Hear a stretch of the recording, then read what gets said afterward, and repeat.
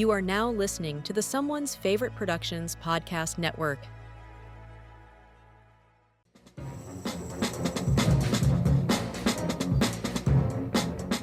Hello, this is Aaron West. I am the author of the A24 New Wave. In this book, I look at A24's output and I make the argument that we are in a new wave movement right now. A24 plays a major role. This book has a supplemental podcast where each episode is a brief conversation about an A24 related topic, whether an actor, director, or even a genre. As I continue research for the book and conduct interviews, I expect to record podcast episodes with people involved with the company. You can find the podcast at cinejourneys.com or wherever you find podcasts, and we are proud to be members of the Someone's Favorite Productions podcast network.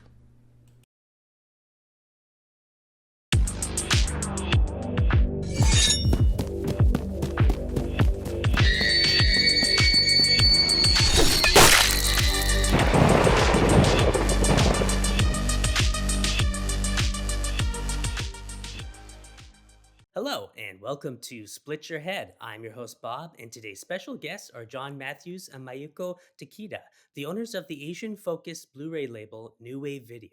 They quickly came on my radar last year when they released a film I was dying to see finally come out on Blu-ray, Shosen Fukui's Rubber's Lover. Starting off as such a bizarre, obscure, but undeniably incredible film, I knew these two would be making a huge impact. At the time of this recording, they've announced None and Rope Hell and A Cult Is My Passport as their next releases. So naturally, I had to have them on to pick their brains and see if they could tease any more bangers they've got lined up for the near future. So John, Maiko, thank you so much for coming on. How are you both doing? Thank you for having us. Yeah, thank you. I really appreciate it. Yeah, doing well on this morning, and doing good. Thank you for having us on. We do appreciate it. Yeah, of course. Well, I'm excited to talk to you guys because after releasing Rubber's Lover, I just felt like, okay, I have to keep tabs on what you're putting out. I mean, that film was such a revelation for me when I discovered it maybe 3 years ago. I'm wearing a Tetsuo shirt, and you're wearing the Rubber's Lover shirt as well, John. Look at that. But I promote it. Alex, he's a good guy. He does all our t-shirts, and did a really good job on the design on this. So I thought I'd just plug it. Hopefully we might repress them because there's been a lot of demand. So we'll see. We'd love to bring the shirt back into print. Yeah, I was considering getting one. For some reason, something about the title Rubber's Lover in the image, I don't know. I was worried people might get the wrong idea about me walking down the street wearing it. I don't know if that crossed your mind at all. Well, yeah, even our manufacturer was like, is this like porn, like rubbers? And no, it's not. It's a Right. it's a horror film. Oh, okay. Just because the title, it sounds when Okay. it translates. Like, what is? Why is that? Oh, just the name, because your rubbers lover, like maybe like some sort of latex, maybe fetish movie or something. I don't know, like it's just the Right. name, but but it's not. It's Yeah. it's just a cyberpunk horror. But yeah, with those sort of themes. But yeah, it's especially wearing the shirt, people are like, what the hell is that? Rubber's Lover. So Right.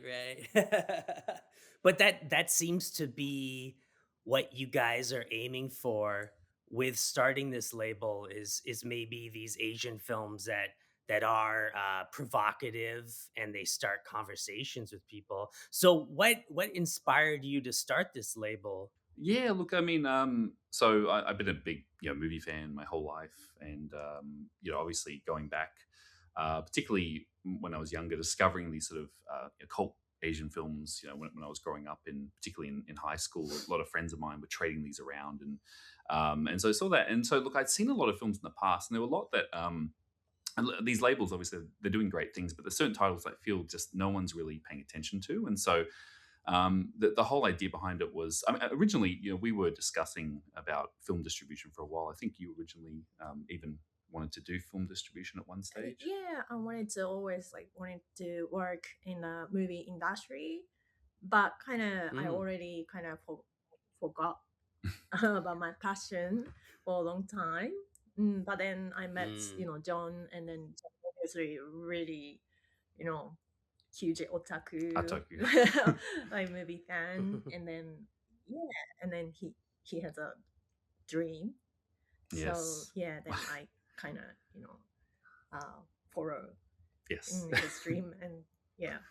and yeah, and it was a Cool. case where yeah, because I'd worked for, obviously behind the scenes I'd done stuff for various labels and whatnot here and there, and even I help out, like, production, like interviews for boutique labels. I had a friend of mine go out and shoot them, and I'd help out, and then, being in communication with a few of the labels, it kind of gave me a bit of inspiration, like, oh, maybe we could do this ourselves. And originally, like, I had an idea, maybe we could even just be like consultants, where we'd go out to Japan, we'd find these like really rare gems, and we'd like be the middleman in between the boutique labels.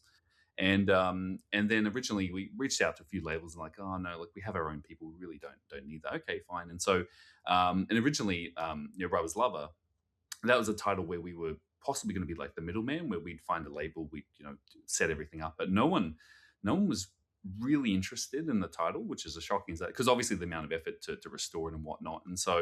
And I said, well, let's just do this ourselves.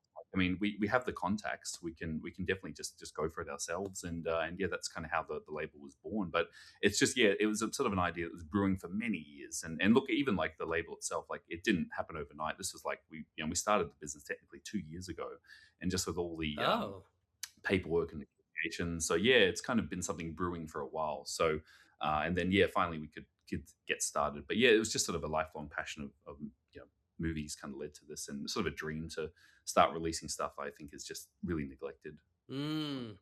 that's interesting to hear because, you both, it sounds like you both were big movie lovers, but you both were already working in the industry, and Maiko, you had this passion that you forgot about, and then it kind of restarted. So it kind of makes sense why things have been running so smoothly, it sounds.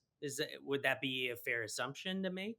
Yeah, I think our experience has really helped, because obviously, like I said, I've helped out, and same with Mako as well, is that we kind of got into I guess I say jobs that paid the bills. Mako Sure. works in work of, like, sales, like Yeah, but sales marketing, but in the education industry, more Oh, cool. consult students, and yeah, I'll bring like mainly Japanese students to Australia. So Mm. yeah, but my work, the sales really involved. yeah, quite Yeah, sales heavy, sales. So and yeah, negotiating. communications, negotiations, Yeah, things like that. So that skill maybe, was yeah, I v- can use. very useful. Yeah, and same me, like, Cool. my background. Like I said, because originally when I was doing university and stuff, I was focusing on media and film. That was sort of my sort of path, my passion I was going to go down. And so I worked in a few projects and productions. I helped out some indie films and stuff. But then obviously, as life got more complicated, I kind of just got into the rat race of a job that pays the bills. So I kind of, my background, I actually Sure. worked in, like, sort of tech sales for many years. So sort of like, but it really Okay. helped because it was a great training ground for negotiating business deals, and all these skills with both of us combined has really helped make New Wave, because we've taken all that experience. It's a bit of an unorthodox method, but Mm. with Mako's incredible skills of negotiation and sales, that can really help with the Japanese licensors, because it's a real sort of process, isn't it, to kind of make the deal. Yeah, yeah. Yeah. Mm. I've heard, is it I think Nikkatsu supposedly are really hard to negotiate with. Is that right? I've heard that too, yeah, but they were Oh, quite okay. good to you. Yeah, Oh. luckily, I send them an Yeah, email like in Japanese Japanese, only. and Yeah. then Okay. yeah, we started from there. Yeah, but it seems like some of these Mm. companies, and that's the difficulty, the barriers. They just want to negotiate in Japanese, and so yeah, Oh, we okay. were, and if you send an email with Google Translate, it's quite offensive to them. So you got to, like, it's kind of be Really? quite formal Okay. in business. Yeah. So, but yeah, I think yeah, And also, we visited them in directly, person. their office in Tokyo. We went in there, yes, and Mm. that's the other thing. We actually go in Right. person, so that really helped as well. Just kind of because they love, I think the culture there. They really like the sort of, Mm. and I've, like, because I, for my work as well, I've worked in Japan for a bit as well, so it really helped understand the business Mm. culture. And obviously, you've got to present the A business card. There's certain certain manners, Oh, cool. mannerisms. Yeah, Wow. Okay. but yeah, and so it just it's and at the end of the day, look, if it's film or you negotiating for like I don't know ramen or toothpaste, it's the same business and the structure. So you just got to follow the rules, Okay. and Yeah. just sort of yeah. But like I said, I've heard that too about Nikkatsu. I know some other label in Australia reached out to me. A friend of mine, he's like, "How did you like get a deal? Like we've sent like 50 emails, we've had no replies." I'm like, Yeah. so I don't know. I just think the secret It was sauce is Mako. yeah. Yeah. Mako is very incredible. He does. So. I think so. Well, that was actually leading to something I wanted to ask about. How does it work exactly with you guys having you're based out of Australia, but you have an office in Japan as well? How does that work exactly? Yeah, so it's sort of like it's good because we've kind of got the both worlds covered because yeah, like Australia is kind of where we are most of the time, but we are in Japan quite a lot, and we've actually got people on the ground over there Mm. as well that kind of help out and look for materials and can go out and do an interview. So yeah, it's a bit of a it really helps us as well because you have to really be there on the ground for a lot of this stuff. You can't, it's hard to do very remotely, especially with like say negotiating, finding materials, doing interviews. So Mm. yeah, it's interesting. We just find that balance, but because we're over there so frequently, it kind of just naturally all kind of comes together as well. But yeah, it's yeah, the was the main we say Kanagawa is the main headquarters. Yeah, Fujisawa. where my Mhm. parents live. Yes. So Okay, yeah, cool. Oh, perfect. Yeah. yeah. But That's all kind of great. nice to know. This is a weird question to ask, and I only ask because from Canada to Japan, the flight I believe is really long. I think it's like 20 hours. How long is the flight from Australia to Japan? Mm. I think it's about 9 to 10 hours, but depending Okay. on the Yeah. flight, whether it's direct flight or Stopover. yes, Right. stopover. But If it's a direct flight, it's nine. like or like 10 hours. So it's not a problem for us getting on a plane going straight Okay. over there. It's like half a day or less. But yeah, Canada would be a bit of a challenge. I think Yeah. I'm not sure the US as well. I think that would be a bit of a little bit longer. But for us Mm, to go to the US is like yeah. 14, 15 Maybe. hours, and to go to the UK is like 24 hours or Right. something. So it's Well, 9 to 10 hours is still pretty Mm, long. yeah, because it's my home, so I can just go home, 2 or 3 times a year, see your which family, is yeah, see my family Right. as well, and Okay. then also business, business as and well. So it's a that's bit of a a yeah, good personal slash balance. business trip. Yeah. It kind Yeah. of works out. But it's Cool. yeah, Cool. it's not an issue, and normally flights are quite good, and you can get pretty good flights price wise compared to going to the US. It's much more expensive. So, and that's why there's so many Aussies Sure. going to Japan right now for holidays because the dollar is obviously stronger. The Aussie dollars, the yen's quite weak, Mm. so they're going over there having nice holidays. So, it's quite a popular destination for Aussies as well. Wow. Okay. Good to know. Because I was saying this before we recorded that the Canadian dollar is pretty close to the Australian dollar. So I'm guessing it would be kind of the same thing. Although I think a flight to Japan is pretty expensive. So I have to factor Okay. that in. But that's Yeah. my wife and I, that's our next dream trip we want to take. We went to Italy 2 years ago for our honeymoon, and so Oh, Japan's the next spot we really want to go to. So hopefully we will. oh, Yeah. yeah, and there's so many like movie spots. There's a place called Jinbocho, and Jinbocho, Mm. it's literally like Hmm. movie poster town. It's like just stores Oh, filled with movie posters and books and memorabilia and like I spent and that's the thing I come back always with a suitcase filled with posters and like all the Nikkatsu Roman pornos and pink films. I've got tons and tons of posters over the years I've collected and yeah, it's just oh like a wow. suitcase every time. So yeah, and you find them cheap. They're like like 5-10 bucks. So yeah, it's a really cool Wow. place over there. And you'll find there's a store called Vintage. I forgot, yeah, Vintage movie posters in Jimbocho. It's amazing. Yeah, just like you walk in thousands of posters, like Western posters, like 80s slashes, Japanese versions. It's pretty cool. Oh, that's amazing. Okay, I have to remember that. When we finally go, I have to go and check this out. That sounds so cool. But back to New Wave Video. So, with your first batch of releases out now, how has the reception been so far? How have people been commenting, responding to the Blu-rays? Yeah, I think very positive. We were a little nervous because obviously it was our first release, and there was so much going into it in Mm, terms of the scenes, and also the problem, the challenge was, most companies, they start their label, they get given like a HD file from the license, so we had to restore Rubber's Lover, which was a big task. We had to, because they had no elements, we had to use the sure. negative. So yeah, and basically we hired the best in the game in terms of like disc authoring, manufacturing, which is done overseas, and yeah, look, to a high standard. A lot of the reviews and stuff saying, oh, because myself as a collector, I want to meet the high standard. So obviously, bit rate, compression, all this stuff's really important. So with Rubber's Love, it maintained, and Strange Circus, they both get high bit rates, a ton of extras, and that's the thing. We always try and make sure our releases are loaded with special features. So yeah, it's something that we really, yeah, with the positive reception was yeah, and people were sharing it, and it was great to see on social media people loving it.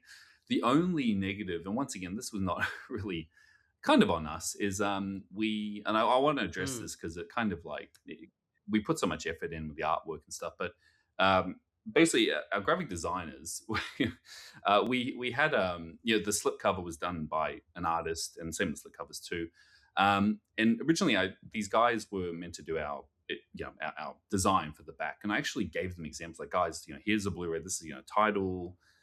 It's quite straightforward. Like, it's you just barcode. Like, it's you just follow this. And they actually do music promotion, so they were on tour, and basically they gave it to their, because they did the slipcover artwork, which was amazing. Did the slipcover design, they did the booklet design, but for the actual slick, they gave to like their junior intern when they were away, and basically they were oh, in direct contact with the manufacturer, and so they were sending them the files directly. And basically, yeah, the slick design was just, I saw like a small JPEG, and I was like, yeah, it looks fine, just because we're on a deadline as well. But like we've got retailers waiting for mm, this. Like, we're on a real, we sent it off, and then when I got the final product, I looked at the back. I was like, oh no, this doesn't look really good. It looks like kind of cheap. The back, mm, sort of just the layout, and so we had a lot of people okay. commenting like, oh, this looks like a bootleg. And so just the back design, it wasn't the best layout. And so to address that, we're going to do a complete repress on the slicks for the Strain Circus and Rubber's Lover, and it's a really nice Yeah. redesign. It's got barcode, aspect ratio, all the stuff you need on a release, and also like really nice. So we've got a completely redesigned. So if you purchase Noriko's dinner table, you'll get a Strange Circus replacement sleeve inside, and if you purchase Nighty Night, you'll get a Rubber's Mm, Lover replacement sleeve. But if you buy from our website, you can add them to the cart as well. So apart from the sleeves, yeah, everything else was really well received on the first two releases. But I just wanted to yeah. address that because we had a few comments. So. Right, right. I saw the discourse online about that, and I was just like, wow, why do you guys care? It's Rubber's Lover. We finally have it on Blu-ray, but people are picky about these things, right? So that's too They are, bad. and it is, yeah, and the things we put so much effort in, and the disc itself is Yeah, flawless, and but just the design was, yeah, and the thing is, like, I just want to make things right, and moving forward, we're going to have this unified, much better design sure. on the sleeves, but it's just, yeah, we, and look, it's going to cost us. It is what it is. I'm willing to fork out the cash to repress it, but yeah, it's just, yeah, like, it was a bit of a shame because there was so much effort we put in just to have that design kind of last minute, but yeah, but now I think, yeah, but it is what it is. But that was, apart from that, it was, yeah, people are very picky, but yeah, we want to make them happy. So yeah, I'm willing to repress it. Yeah, is there a possibility that you'd get to work with Shozen Fukui again at some point? Is there any other films of his that you could put out? Yeah, I mean, Chosen, we were trying to get his early works back out. There was one called Metal Days, Mm. that's sort of like this Oh legend, yeah, and yeah, look, he has shown interest in releasing it. So yeah, that's one that we've been trying to maybe get like a short film collection as well. But he's, like I said, cool. he's super supportive of us on the release. Like, without him, it wouldn't have happened. He's a real nice gentleman. Yeah, very humble, gentle, nice guy. Yes, soft spoken. Yeah, so spoken. Oh, cool. He did Very charming personality. Yes, and you wouldn't think his movies were he directs. Yeah. Oh, I love that. Very extreme. I can't imagine that kind of person created the extreme horror. No, yeah, because he's really lovely. Like he's the one that made the release happen because he really pushed. The company, this big corporation, owned it. Like, hey guys, give them the negative, let them do it. And I've admired his work once again since I was in like high school. A friend of mine, I don't know how, like a friend of mine, he had this older brother, and he'd always have all these weird Asian films, and that's how I saw them. And somehow he got a hold of the Unearthed DVD, years ago, and I watched that, and I was blown away by it. And same with Pinocchio, and I just never seen anything quite like it. So it always stuck with me, Rubber's Lover, and so it was sort of a dream to release it, but then also get Fukui's sort of approval on it too. It was kind of amazing for us. That's why you visited his little hidden bar in Tokyo. Yes. And then, met him and that's what kicked it off. Dream. Yeah, that's what kicked it off. It's like because I met him in the bar, and I'm like, Shozin? And he's like, yeah. And so I met him, and then I just said, oh, cool. Yeah, and then that's what kind of kicked off New Wave, was that because we're like, well, I want to release Rubber's Lover. That's sort of it. Like no one's touching it, so we want to give it the deluxe treatment, and that's what sort of gave birth to New Wave. We had that sort of spark light bulb moment, like this is the one. And so we met him, and we went back, and he supportive. He's like, yeah, guys, like here's the company that owns it. Like, I'll support you, and he's such a great guy, and really helped New Wave get launched. Without him, we wouldn't have really had a start. Oh, wow. That's awesome. Have you had a chance to meet any of the other directors that you've put stuff out by? I know you've put out a few by Sion Sono. Have you met him yet? Yeah, we have. We met him a few times. Sono was look, I sort of admire Sion Sono's work, and like I see a Strange Circus poster. Right. We met Sion Sono. He was very obviously very, very supportive of the releases, because a lot of his films are sort of stuck in limbo. So we met him. Sure. He's done a few with us. We've the other directors, the director of 90 Night, we met in person. He approved that. Hirohisa. Cool. His great little sort of film as a little 8mm horror gem, 90 Night. He was a really nice guy as well. We met him and went out for lunch in Fukuoka. Yeah. And we met so we met a few other filmmakers. I guess the big one, I'm more than happy to we can talk about it now, but we did meet sort of a dream. We met Takashi Miike as well. So we got to meet him. Okay. Yes. And so it was really incredible meeting Miike, because we were planning to release some of his films, and so to meet him was an honor. And mention or okay. Yeah. Big moment for us. Do tell. Like, Yeah. very, very big, well-known director. That was a big thing for us, meeting Miike and having a chance to chat with him. And, he looks like this scary guy, but he was a very, very also like a very humble, like a down to earth. Yeah. Cool. Yeah. Very. And I'm honored to interview him. Yeah, Maiko got to interview Miike, and but he was very and I felt bad because we had a limited time with him, but we ran over. I felt bad, but he was like, "It's okay, Daijoubu." Like we ran over time, and I felt bad. It was like maybe 2 hours of his time, which I felt so bad. But he was like, "No, it's all good. It's fine." Because he was really getting into the stories. But that was like for me, that was like the dream for me, because I've admired his films all my life as well. And it's just and when we go over next time, we might meet more directors potentially that we have lined up, and other filmmakers. Can't announce them yet because they're not announced, but it's a real honor to meet these filmmakers and have their support. And that's the thing about New Wave, is that we're really director focused, so we really want to make the director approved special as well, which some of these, we met Toshio Maeda, who was the creator of Urosuke Doji, Legend of the Overfiend, and he Okay, was surprised sure, because sure. no one ever approached him for an interview, so he was honored, and he was a real Mm. nice guy, and his wife went out for Yeah, dinner. very funny, Funny guy, cheeky. cheeky guy. Oh, He's awesome. the hench Okay. Yeah. king. He created the whole tentacle genre, but Oh, he's a really wow. nice guy. Okay. So yeah, we met all these great people in Japan, and we met, we can't announce it yet, but we met an actress as well. So it's really great, really fun, kind of Hmm. interviewing these people we look up to. With the actress, and you don't have to say the name, but is she like a pink film actress? Uh yeah, no, she was more from the sort of sort of the 90s V cinema era. So 90s and sort of early Okay. 2000s.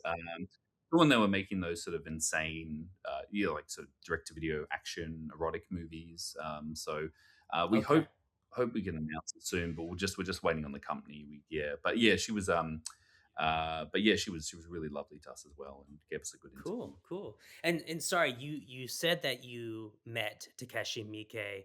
You didn't mention any films though. I don't know if you want to drop any titles right now. You're more than welcome to. Yeah, yeah, I'm more than happy. Look, the big one and the holy grail for me, and this is a film that I saw once again when I was younger. And the crazy thing about it was this film came out in Australia, like it was on store shelves, which is mind-boggling to look back now. And like suburban, like DVD stores that have this sitting on the shelf. But we did acquire the rights Yeah. to Visit a Q, and Visit a Q Wow. is Okay. a bit of a holy grail. And the problem Yeah. with that film Yeah. is like. I know Radiance tried, and it seemed like they had some trouble with the Right. company. They made it public. Yeah. So while we were over in Japan and we met Mike, we're like, well, let's try and figure out what's going on with Visit the Q. And thanks to Maiko's persistence, calling every day, Yeah.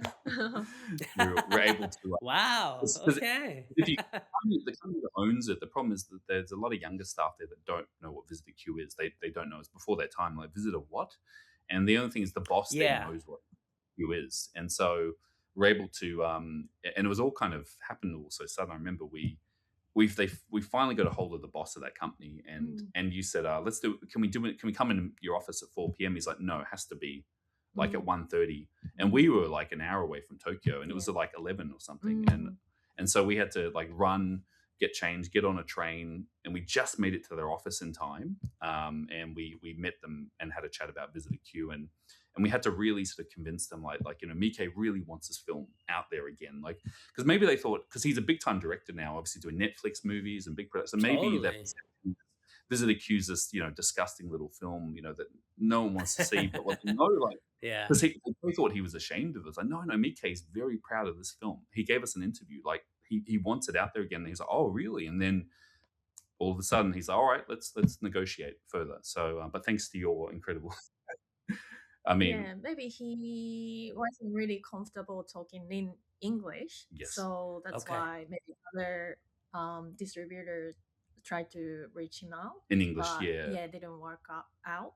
yes, Then yeah, then Okay. he nice very and nice, yeah, yeah, so comfortable talking in Japanese, and then he kind of trusts us, and yes, yep. yeah. Because at first he was like not suspicious, but it was just like a bit Mm, cold. It was like, well, what do you guys want? We're mm, like, oh, visit the queue, and he's like, because he probably gets a lot of emails every day, like from the US, and it's probably just like, hey, we want visit a queue, like in English, and it's like, well, it's not it's not going to work, and Yeah. so we were Yeah. very respectful, kind of, like. But then he sort of felt a trust with us, and he's like, and what we did, we just pitch deck like we release movies, and that's the thing. He wasn't. So a lot of the companies reaching out, they weren't very clear what they do, and he just wanted to know what we did, and we were Oh. like, here's like Rubber's Love, here's the Blu-ray. We were going to make a Blu-ray, and he's like, oh, okay, so, and he's like, well, I've got the Visitor Q master tape. I can go do a new scan, and we're like, oh, yes, please, and yeah, and then he was very supportive. The company was very yeah, supportive. yes, in the end, yeah. Yeah, and Wow. they did it. Cool. And Cool. so Visitor Q was shot on mini DV, so it was a digital video, and so Mm. they had original master tape, and they did a fresh scan. So the Blu-ray is going to look really good compared to the old DVDs, which are really sort of compressed and has this weird motion Right. blur. Yeah, so but yeah, that was like a holy grail for me because it's the film's so messed up, but it's so Oh funny. yeah. Oh yeah. It's got everything. And it's sort of it's a perfect new wave title because we're going after like sort of the extreme side of Asian cinema. It doesn't get more extreme than Visit a Q. I mean, it has everything like necrophilia, incest. It's got it all. So Yeah, yeah. so that's like a big get for us, and yeah, kind of amazed Well, with it. it's kind of interesting then to see that you're also releasing A Cult Is My Passport, because that Mm, seems completely different from all this other extreme cinema that you're yes. putting out. So how did that come about exactly? Because as I understand, John, that's your favorite film. Yeah, it's absolutely it's one of my top Japanese films of all time. Yeah, and Okay, that just cool. came about where it was. And the thing about New Wave is that I think also our motto is to just release cool movies in general. So it doesn't need to be extreme Totally. horror. It can just be like a movie that you'll be blown away by. And so, A Cult Is My Passport was one I saw years ago. And it's just like, wow, this is like it's a and John Woo's The Killer completely ripped it off. It's about a hitman double crossed, and there's a full on John Woo style action shootout at the end. It's amazing. Right. Yeah, and it's black and white. I think it's better than Branded to Kill. And it was just a case where we spoke to Nikkatsu and they said, "Oh yeah, look, that's available." And we were like, "Oh, okay." And I Hmm. was like, well, because I think Radiance tried in the UK, but it wasn't available because I think Oh. it yeah, for some rights reason it wasn't because everyone was like, "Oh, well, I'll wait for the noir box set from Radiance." I hate to say it's not going to happen, and Radiance has confirmed Hmm. there's not going to be a UK release, so I wouldn't hold out. The only thing is Criterion own it as a Eclipse, a DVD box Right. set. If they upgrade it, it's going to be bare bones. There'll be no extras. So it's just a case where the opportunity arose, and we've done that with a few films. It's just like the Hmm. opportunity's there, so just like a film like Love Exposure was like it's there. Let's just grab it. Like we know there's an audience for Hmm. it. But yeah, that was a bit. Once again, thanks to your negotiations with Nikkatsu, we're able to.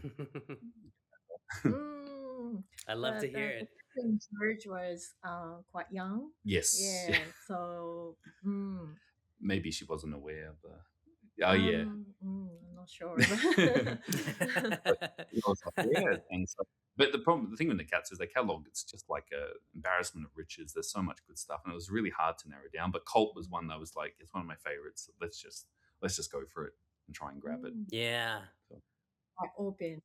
Yeah. quite open to us, yeah. Yeah, I actually watched it before doing this interview using the Criterion channel. So I think that's why I was a little confused. I kind of assumed, yeah, Criterion would be putting it out. But as you said, there is a Criterion Blu ray coming out of the film as well. Yeah, no, yeah. So what I meant was, there's been no announcement, but it's been released in a Eclipse DVD box, and the Okay. Eclipse Criterion sets they basically have no extras. What they are, it's sort of like they take movies that they don't see worthy, and they put them in like a box set Mm, with no extras, no special yeah. features. So if they do upgrade it, yeah, which there's been no plans or anything announced, there'll be no Ah, extras. It'll okay. just be like the film itself on Blu-ray. Yeah, that's what I was saying. So, and I think that's Ah, why okay. Criterion they own it in I think various territories because they have the streaming rights, but they don't own it in Australia. So we're like, we'll take that, thank you. But yeah, so we wanted Okay. to give it the real yeah, and we think Yeah. it's strong enough to stand on its own. Stand on its own. Oh, definitely. Yeah. Does that so they don't own the Australian streaming rights. Does that mean that you will be going into getting the film to stream in Australia? Like are you working with streaming films as well? Yeah, we were thinking of the idea. We've been in talks. So it's something we were considering doing, getting into streaming. Right now, our main focus is obviously physical media and the odd theatrical film. If we have the theatrical rights, we'll play it in the cinemas too. But yeah, streaming is something Mm, that we could definitely do. But I think right now we're just focused on physical media as our main thing. But yeah, it's something later on down the right. line because we own the physical rights, but there is also you can get the streaming rights too if you want to negotiate a bit further. But yeah, it's something maybe later on down the track we'd consider. Okay. Cool, cool. And so if that was, your dream film, do you have any other dream films that you'd love to to put out, and that goes for you, Mako, as well. Because I feel like I was hearing what John wants to put out. What do you want to put out as well? Movie, the dream movie. Yeah, any favorites? Yeah, yeah. Yeah. This is actually maybe last movie in a cinema. Like I watched in a cinema, but Kokuho. Yes. Have you ever heard of Kokuho? What's it called? Uh, Kokuho? Kokuho. It's a very new movies. Actually, it's released. I mean, last year. Yes. Yeah, Kokuho, referring like a national treasure. It's a kabuki. Okay. Oh, was this Yeah. it's nominated for an Oscar, right? Yeah, that's right. Oh, Yeah, that's right. cool. Wait, so would you guys try to distribute that? I hopefully I want it, but that's actually Like a very dream very title. big. It's a dream title. And Oh, also okay, it's okay. I think Toho own it. Yeah, Yeah, Toho own it. they're like Disney. Oh, okay. They're very, like very Disney? huge.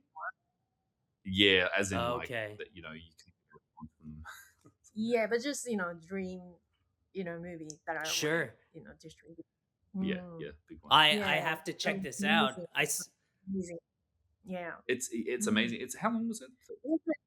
Yeah, nearly 3 hours. But it goes by very quick. Yeah. Okay. Yeah, I saw a Yeah. trailer for it the other day and it looked beautiful. I think Yeah. it might be playing in Toronto somewhere, so I should try to go see it. It sounds amazing. Yeah. Yeah, it's doing the festival round. Oh, it's doing the rounds because of the awards season as well. Yeah, Yeah, but it's more Cool. for our side label. yeah, that would be more of a Nami film title. Yeah, We but- launched So that's side the label sub-label. Nami. Right. Okay. Yeah.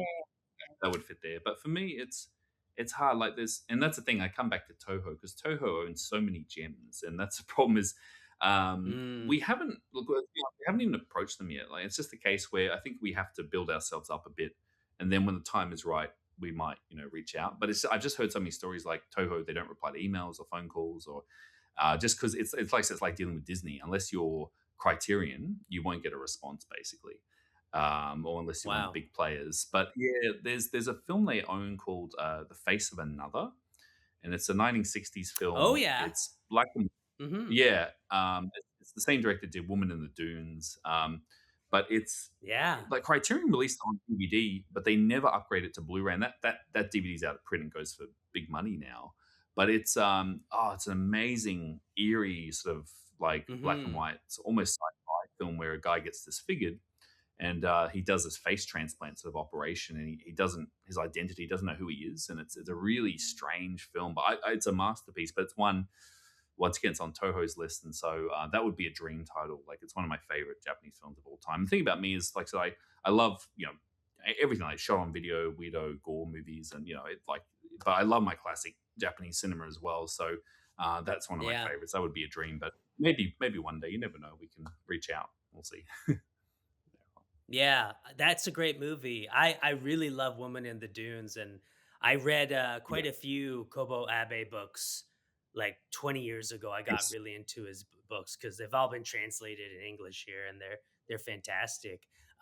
You are making me think of another film that would love to see you put out, which I think maybe Radiance also tried. So, but maybe you guys could get this one, Demons by Toshio Matsumoto. Yeah, that's that's a incredible eerie film. That was on our list as well. We don't know, and that was a situation where I was trying to track down the rights. It's a bit of a gray area too, but it is. We haven't really looked into it, but it is on a wish list as well. I'd be very keen to go after that film. It's incredible.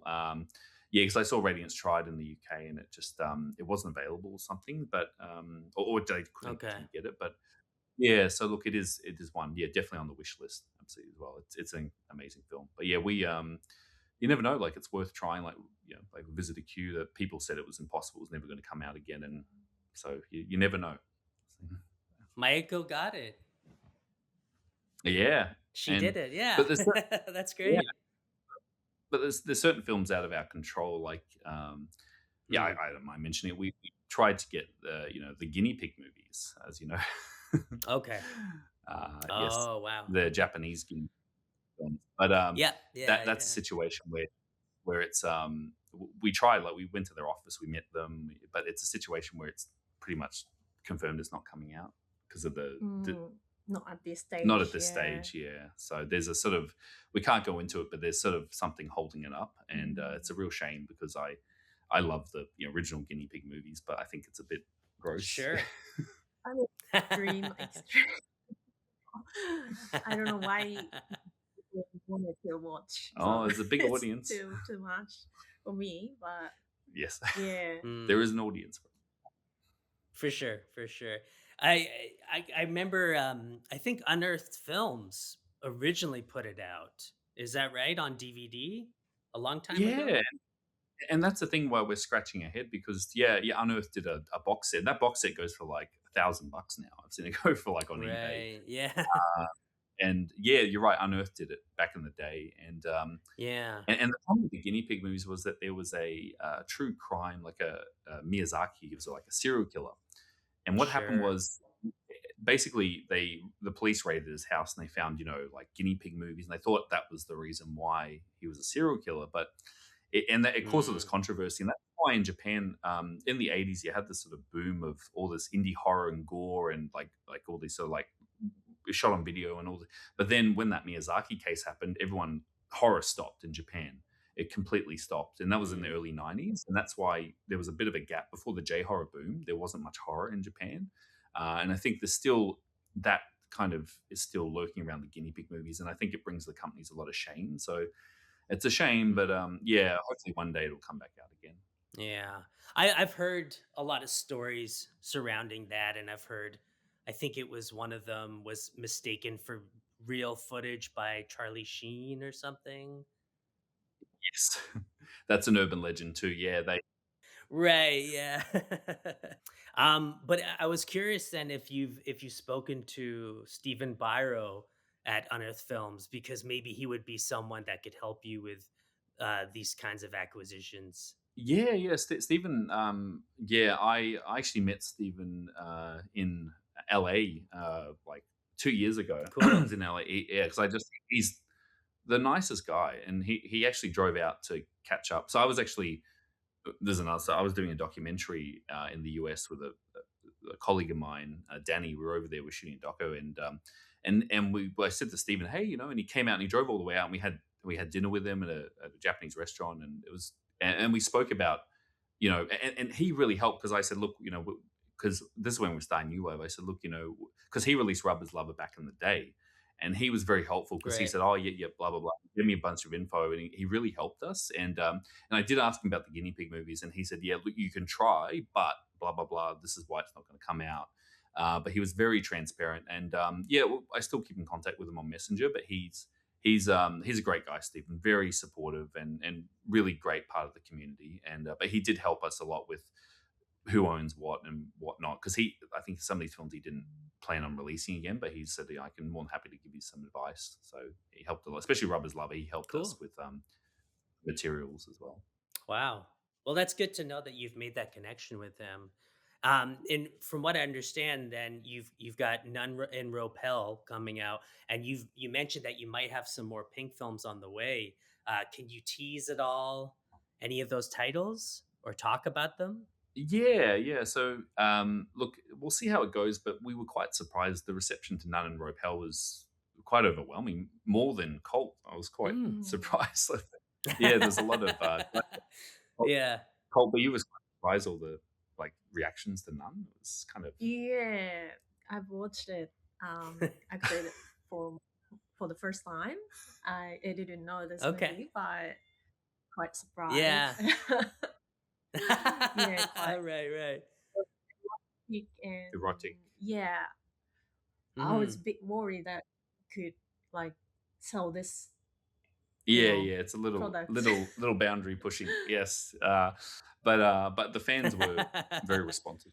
Yeah, so it's fine. But yeah, Yeah. we'll see how Nun goes. if none goes well, then definitely have plans for more pink and definitely Roman pornos from Nikkatsu.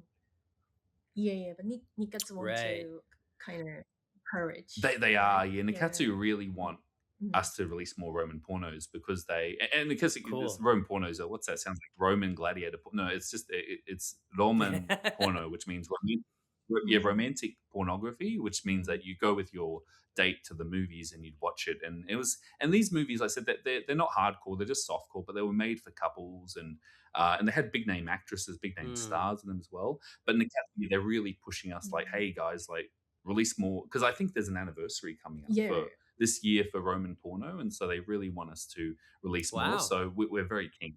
We're very keen, yeah. And there is a hunger. Like I know 88 were doing a bunch, and then they just stopped. And I heard Yeah. they've kind of finished with it. So we'd love to pick up that baton and keep it going because there's so many like I said, I'm a big fan of Nikkatsu Roman porno. So no particular titles, but we are definitely interested. There will be more coming. I can definitely confirm that. Yeah, and pink films Cool. as well. Yes, it definitely is pink films because we look. I can mention the story. We've come across some film prints that were about to be thrown in the bin.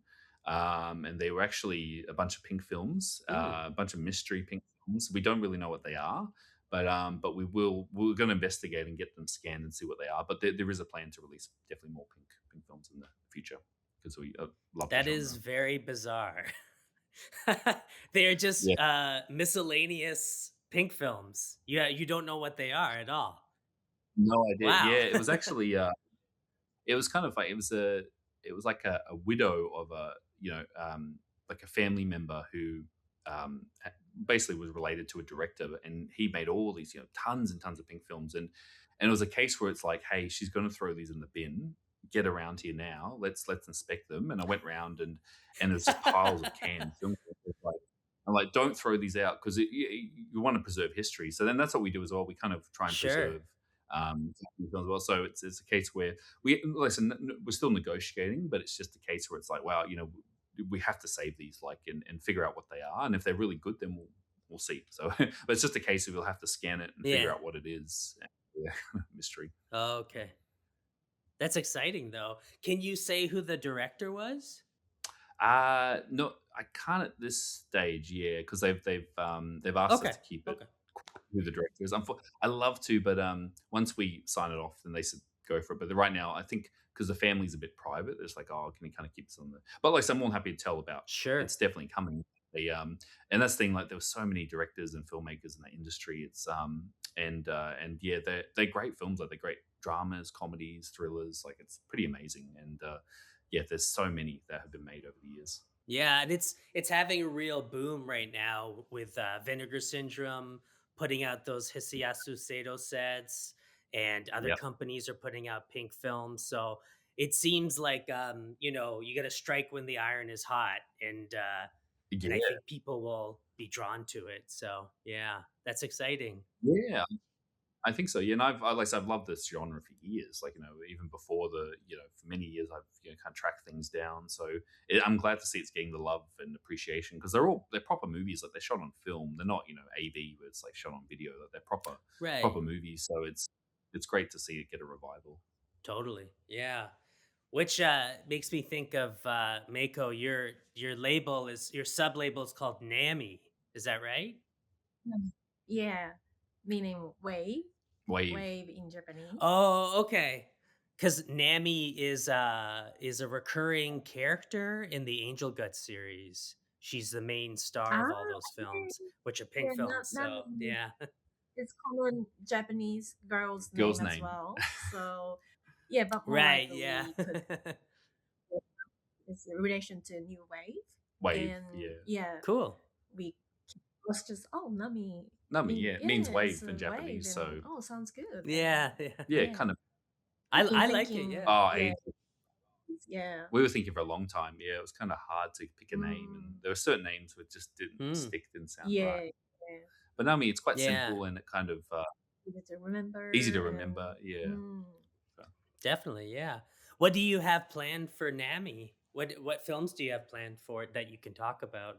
Yeah, the first one, and look, what kind of started this is that, like I said, the first one will be Kamome Diner or Kamome Shokudo, Yes. which means seagull diner. But originally it started because we were looking, and obviously New Wave, it's got to a point now, it's got sort of I guess, a expectation from the audience, like you want something cool or genre or extreme. And so, but we love like the Japanese dramas and coming of age stories as well. So we thought, and we really wanted to buy this film because she's a fantastic director who made the film, and she's done a number of incredible works. And so it was a Nikkatsu film, actually, Kamame, and we saw it on the list, and we're like, we'd love to acquire Kamame Diner, but we can't put on New Wave because it would just, if you put it next to, Urosuki Doji, Legend of the Overfiend, it's not gonna it's not gonna line up well. Yeah. So none in locale.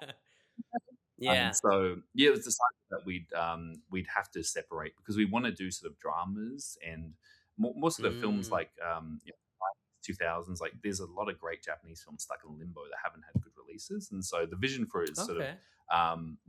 how would you describe, peaceful or Yeah. com- Peaceful. Cool. Like Yeah. artistic, art cute. house, cute films as well. Okay. So Kamame Diner is sort of like the first there, and it's a great film about these.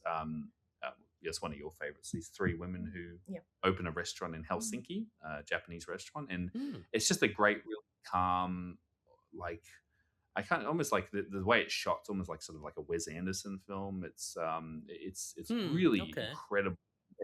People love it. And it's had a huge cult following, but it's never had a proper sort of release. And so it had like a Japanese Blu-ray that goes for like $100 on eBay, but more. So we were glad to bring it back out. But it's one that you're quite excited. We were and we got the Cool. director involved. So she was very supportive, and so I guess the vision is sort of more like films like that, and there might be some darker dramas as well, but New Wave sort of just for genre, and Nami's more for sort of sort of dramas and whatnot.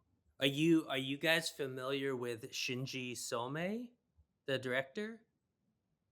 I might be butchering his name. Shinji Some. He did Typhoon Club. Yeah, I feel like he has a few films that might be worth looking into. Like PP Rider. I don't know if that's had a proper release, at least in North America. No, that's a fantastic film. Yes, I know. It is. Yes, yeah. His works are that once again that would totally be a Nami film. So more the drama side. Amazing. Well. So absolutely would fit, and that's it allows us to, I guess, like sort of be a bit more free and experiment a bit with that label because we don't feel so restricted to just genre titles. So it's good. It kind of opens the door for us a bit as well. So kind of and quite an interesting process. But for Kamome, hopefully we'll announce more soon. The artwork's being done right now, so hopefully it shouldn't be too long. The artist, hopefully. Yeah, we'll see. Cool.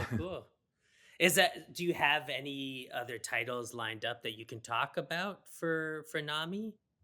Not we have a few in mind, but they're not signed yet, so we can't discuss. But I'd love to. Oh, okay. Is there anything that you can think of? There was actually there was one actually. I'm more than happy to speak about it. We're thinking we're close to negotiating. There's the director of Kokuho actually did a film called Hula Girls from 2006, I think it was. Directed by Sun Il Lee. Sun Il Lee, yes.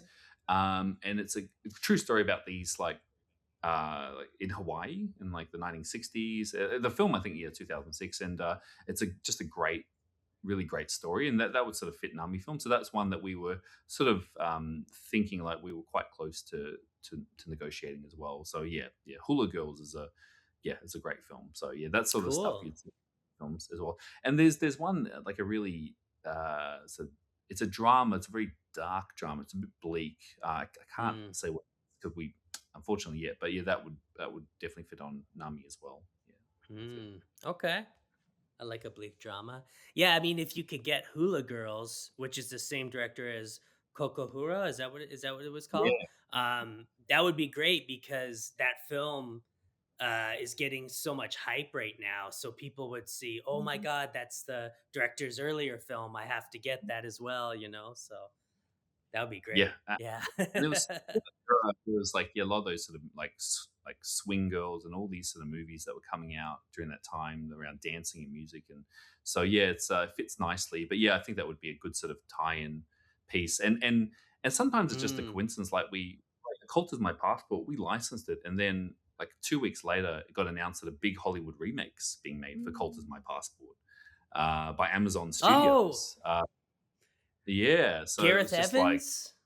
yes, yeah, it was like and that was just a Right. complete coincidence. They didn't even mention it to us, and we realized, and we're Wow. like, "Wow!" So this ties in quite nicely because I think people will see the the remake and go, "Okay, I want to see the original now." So sometimes, yeah, Right. you just strike while the iron's hot, and you never know. So especially something like Hula Girls, it Yeah. kind of ties in with the awards. So, True, yeah. I was actually gonna ask you about that because I saw Gareth Evans was doing the remake, and I don't know if you're a fan of his films at all, but I really yeah, loved the Raid films. I thought they were fantastic, so I think he'll do same. a good job. So yeah. He's the master of action. So I think he can really, if he was to do a remake, it would be fantastic. But yeah, just like complete coincidence, we had no idea that was coming, and then yeah, after we signed the paperwork, it's like wow, oh shit, so that works in our favor. So yeah, I'm Cool. very excited That's to see it. awesome. He'll do a good job. Yeah. I was gonna ask if you guys have interest in releasing films other parts of Asia, but I can appreciate why you'd maybe want to be sticking to mostly just Japan. But is there by any chance interest in like even in China or Korea or anything? Definitely is. Yeah, we we will be branching out a bit. So we do actually we have a Hong Kong film coming as well. Hopefully we can announce Oh, it cool. soon. Not quite yet. So yeah, we definitely do, especially look Southeast Asia as well. It's a because obviously Mm, not saying that it's going to run dry, but because Japan's our bread and butter. But I love sort of Southeast Asian films as well. So definitely like in the Philippines, like a good friend of mine, Andrew Levolt, he's a real Philippine expert. And he's telling all these genre films in the Philippines. It's like, wow, so that's something as well. But yeah, definitely, mm, we would like to break out a bit eventually into other regions as well. Do you think maybe we should go to other countries? I think that'd be a Yeah. good kind of way of doing things, especially Hong Kong. Because so, but the Hong Kong film we picked up, it's never had a Blu-ray. It's a yeah, amazing film. Can't wait to announce it. But yeah, we should be able to announce it mm. maybe yes soon. But yeah, it's something that we definitely keen to branch out as well, other countries. So you don't need to tell me the title, but is it horror or action? Yeah, it's actually more on the action side. Actually, yeah, action. Okay. It's a one of a kind. Like it's hard. To, it's got it's very like dark comedy too. Oh. Yeah, I just wish it's just the You're license was a bit describing a funny because category 3 film. yeah, well, exactly, and Yeah. we love to announce it, but it's just the license. So it's a big Hong Kong, and they're a bit funny about announcing it. They said don't announce until you're. Oh, so we Sure. were a little okay, fine. So, but I love to. But Yeah, yeah, yeah. it's a dark action, and it's and you look at it's critically acclaimed. Like it's sitting on Rotten Tomatoes like 90%, and Letterboxd with great reviews. It's like well, no one's put it out, and so that was thanks to a colleague of Mm, ours, William. He helps us a lot with to production. He can speak Cantonese. He's from Hong Kong, so he's the one that kind of made that deal happen. But yeah, William's been very helpful for us too as well. perfect. Okay, well, I will look forward to that because I love Hong Kong cinema just as much as maybe a little less than Japanese cinema, but it's definitely up there. Yeah, But we're just approaching an hour now. So if we're cool to wrap things up and maybe move on to the questionnaire, is there anything yeah, else that you guys wanted to plug or tease if you're comfortable to do that? yeah. Nothing I can think of, but yeah, just we're still kind of figuring out our rhythm of how we announce things, and the things we don't want to. We've kind of learned now with especially with we announced at Oski Doji like ages ago, and the problem is we got Right. too excited. We're like, hey, it's coming, and then we realized, oh, this is a huge project. We're gonna have to get all these multiple disc creators, and so it's like, oh, so we're kind of trying to avoid announcing too early now because every day we get a Sure. message, where's Uroski Doji? Where's Uroski Doji? So, but yeah, Yeah. there's definitely more. Yeah, just keep your eyes out. Like there's very exciting first time on Blu-ray, and we're going to do a 4K as well, a 4K UHD. Finally, we're going to do like for a big title. So we're scanning Cool. the original 35. We're scanning a print right now from Japan, so we can't wait to announce that as well. But yeah, just keep your eyes peeled, and we've got first time on disc, very exciting stuff coming. If you Amazing. going, I'm really curious about this. It's Uskatsukochi, the Legend of the Overfiend. yes, yeah. Right. How would you describe it? Uros, yeah. Uroski Doji. Uroski Doji. That's right. Uroski Goji. Uroski Goji. Okay. I feel like Yes, I'm it's probably saying it wrong. I apologize. Weird But Japanese yeah, name. weird Japanese. Yeah, Yeah, yeah. Mm. one of the most notorious. that's one because John, you kept mentioning seeing these films in high school. I feel like when I was in high school, or maybe even younger, friends having clips of that movie maybe on Mhm. VHS and showing like, look what I found, you know. So it's kind of built up in my mind as something very scary, depraved, creepy. I feel like I have to see it now. So yeah. Oh yeah, yeah. It was passed around in my school, and because it actually came out here on video amazingly, and it was passed around, and it was like yeah, and it's just it's one of the most notorious animes of all time. Like it came out in Mm, 1989, I think. Yeah. It was during that era, like okay. Golden, sorry, like Wicked City, and all this great stuff was coming out. But yeah, Legend of the Ophir, the animation's incredible. I can't wait to get it out. But it's one of my favorite animes of all time. But it's very extreme, and just heads up, it was one of the first tentacle genre films of all time. But if you take that out, you've got this really great story and great characters and amazing animation, and Awesome. we're honored to be releasing it. But yeah, I think you'd love it. It's one of the most extreme animes ever made. It's yeah, it's really great. Cool. I'm excited. Okay, well, we'll move on to the questionnaire then, and I'll let you guys get on your way. But yeah, thank you so much for coming on. And hopefully, I can have you guys on in maybe a year's time and try to get some more Yeah. titles out of you. Yeah. Okay, so first question: what is one item you can't live without? Mm. Yes. I think just because I love my physical media, I'd say probably my player, my 4K player. I love it. I just yeah, it's like my baby. I watch everything on it, and it's a what is it, Yeah. Panasonic? I forgot what model. It's sort of the top of the line. It's region free as well. But yeah, that's my sort of go to. I love it. That's my sort of go to player. Mm. Nice. Do you have a Me, favorite? as a Japanese, definitely bathtub. Bathtub. Yeah, bathtub. Yeah, Mm. like Oh, bathtub. Oh, yeah, yeah. I totally respect that. Yeah. Unfortunately, I live in Australia, and Australia, bathing no there's no bath bath culture culture here. Yeah. here, so that's why No. only we don't have a bathtub right now. So Okay. yeah, but always I miss bath and bathtub. Onsen. Yeah, and also hot spring. That's Oh, okay. we always have a bath When you go to your at night. family. Yeah, every Yeah, the night. culture. Yeah, Yeah, you have. that's our culture, Cool. and just relax and Yeah, Australia. There's not yeah. many. But we don't have also very quite warm here, Yeah, so very we hot. don't really Mm, need it. But no. yeah, for me, that stuff is something that I don't Yeah. want to miss. My wife is a big bath fan as well. So Ah, uh mm. it is nice when you can get to do it, you know. I'm sorry you don't have a bathtub in Australia. Certain houses have them, but sort of like really fancy houses. But it's kind of it's just not common. You don't see it in Mm. new design houses either. Mm, Yeah, kind of sad. yeah, that's too bad. Okay, what was the last great movie you saw in theaters? Oh, you can. I think you Yeah, mentioned. as I mentioned earlier, Kokuho. Yeah, Right, yeah, yeah. that was our last movie. that we Yeah. saw in the theater. Yeah. My one was Cool. last last one I saw. It was when I was in Brisbane for the Love Exposure screening. A friend of mine, because I caught up with some friends in Brisbane, like, hey, let's go see a movie, and I saw. I didn't have any expectations. The 28 Days, The Bone Temple, and I went Oh, in cool. just. Oh, sorry, 28 years later. Sorry, years later, The Bone Temple, Oh, and yeah, I knew what you were talking about. Yeah. yeah, yeah, sorry.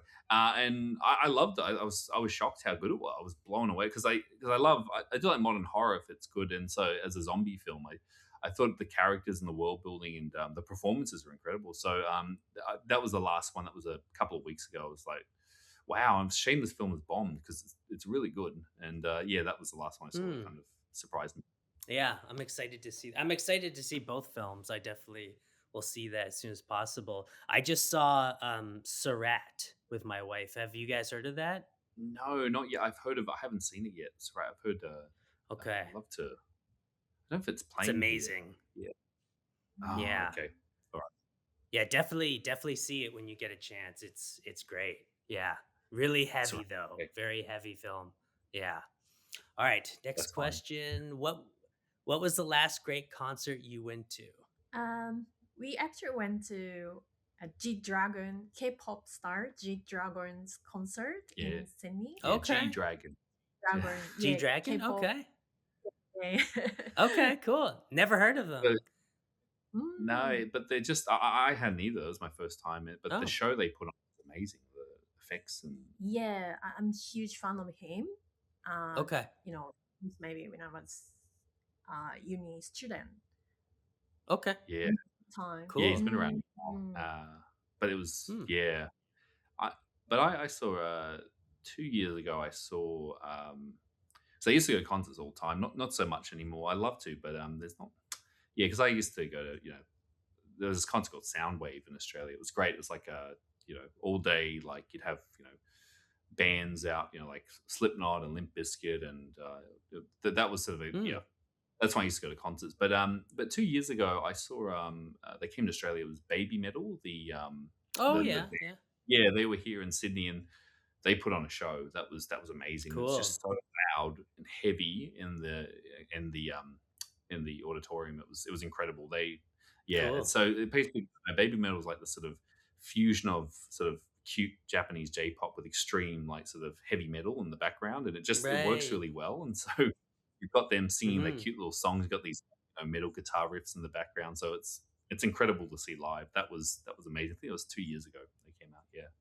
Okay. Did you both go to that? No, I just went. Yeah, went with a friend Oh, of mine had okay. a ticket like with Baby Metal. So yeah, Okay. but Cool. you've heard Cool. of Baby Metal. I think so, yeah. Yeah, but Mm. bit too intense. Hmm. Mm-mm.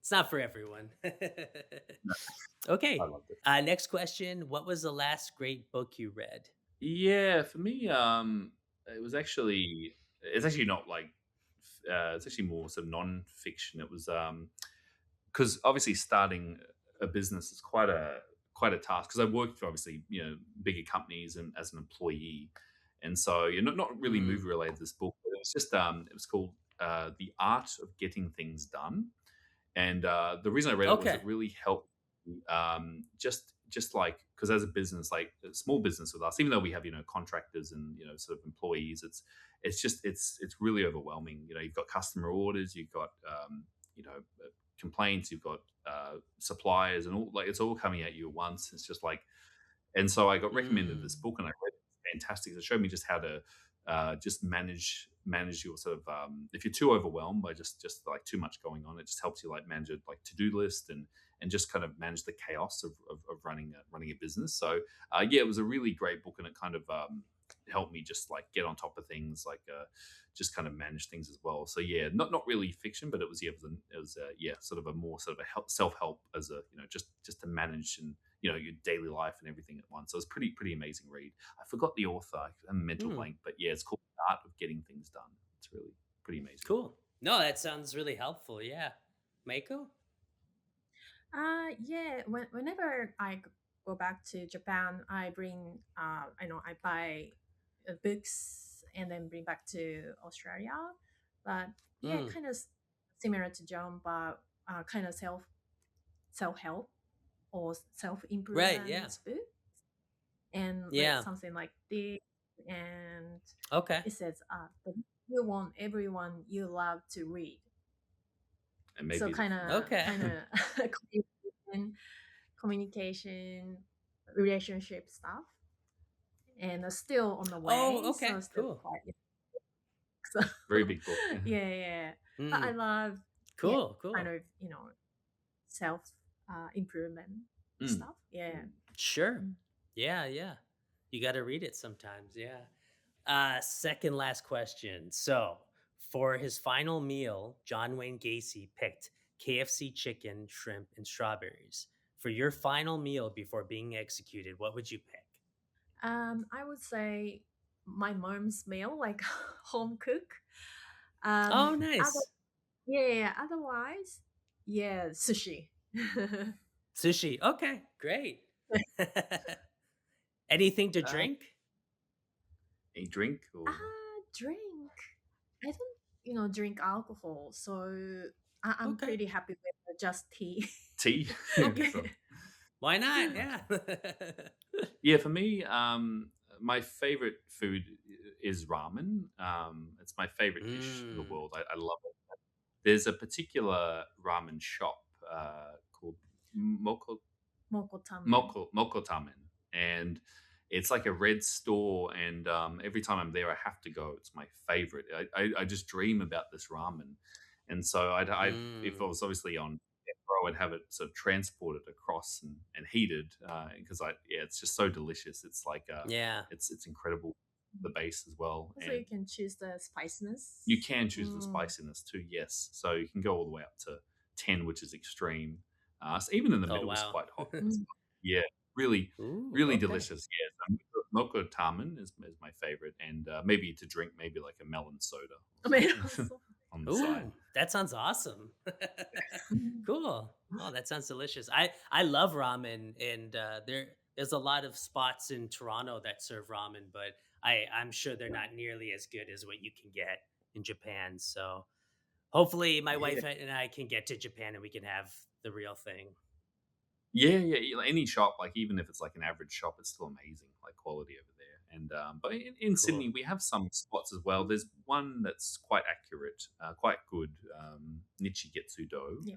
But apart from that, Okay. it's kind of hard to find good quality. Mm, fair. All right. Last question. This one is a bit of a doozy. Can art go too far? No, I don't think so. Yeah, look, I think, and I always say this, and look, even the films they release, they're quite boundary pushing, and I think as long as people are not getting harmed, I don't believe art can go too far. As long as there's no Mm, sort of someone's being some sort of torture or some sort of injury to someone, that's fine. Like because art is, because I think it really helps culture move forward, and you have to have boundary pushing stuff yeah. to really take it to this level. And so what may seem extreme back in the day obviously seems tame now, but it helped culture be pushed forward. So I think. So I don't think art can be taken too far. I think I actually like boundary pushing stuff, and that's like saying with new wave, the stuff I'm picking is in its day was really boundary pushing and extreme and shocking. But to me, Totally. that's the most exciting sort of art is that it's really kind of challenges you. And so, yes, Hmm. I don't think it would be too far. Yeah, as long as you just keep pushing the boundaries, that's fine. I don't see any problem with that. But maybe a little bit Mhm. different opinion, or what do you think? You mean like photography, Oh no, just or like art in general. Like, can it be too extreme, or like, what do you? Can it go too far sometimes? Like too much, sometimes? kind of. To me, quite astonished that you like a lot of extreme movies, and which I never seen Yes. before. Yeah, for example, like Roskidoji is quite shocking to me. Like, Yes. Yeah. Mm, um, yeah. Also, maybe from the man perspective and the woman perspective is also different. yeah. Different. Yes. Yeah. Mm. Yes. So, what do you think? Can it go too Hmm. far? Or Yeah, just interesting. Yeah, interesting. just interesting. Yeah. I'm discovering, like, kind of, and enter the new world. Yes. Yeah, so Hmm.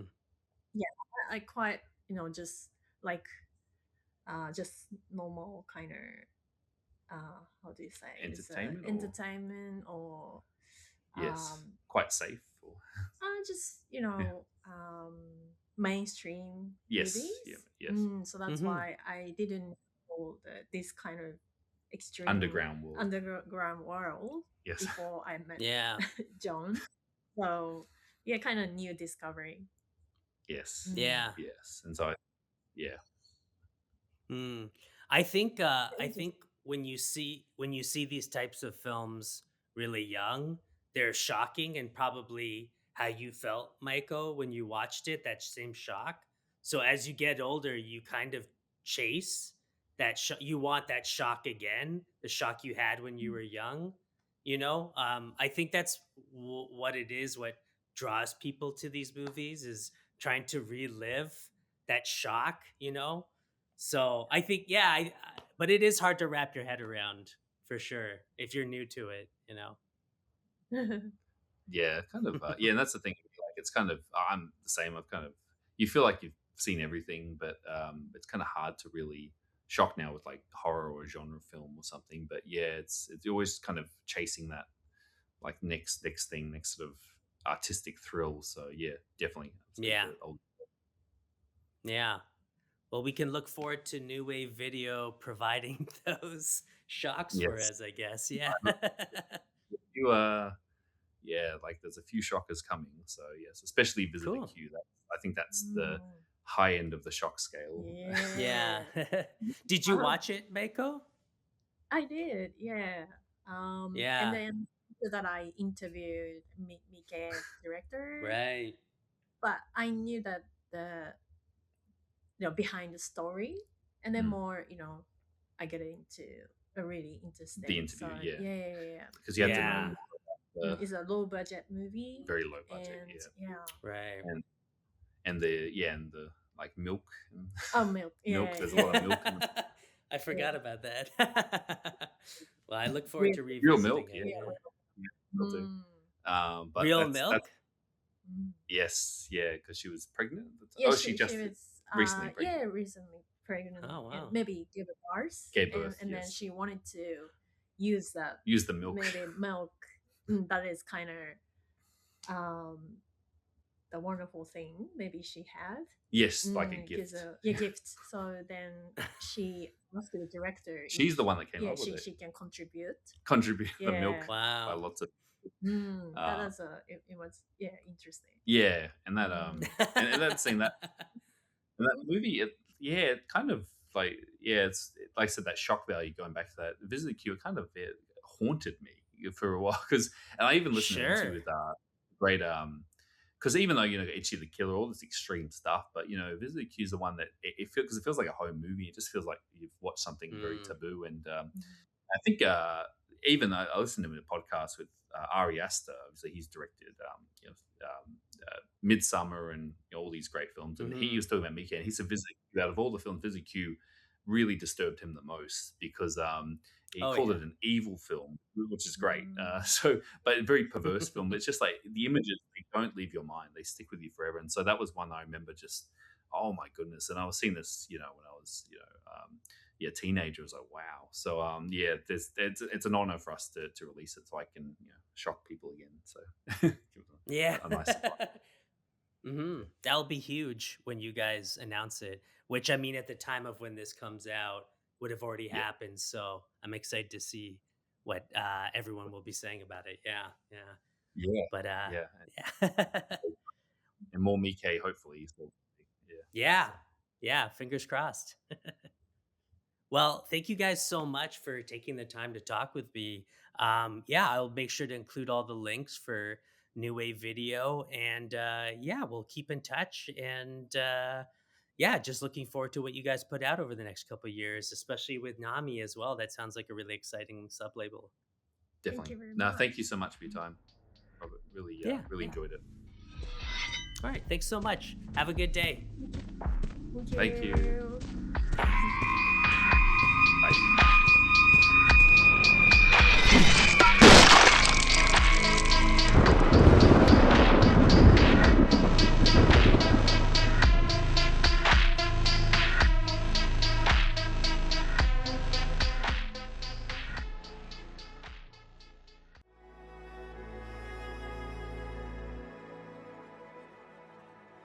Thank you for listening.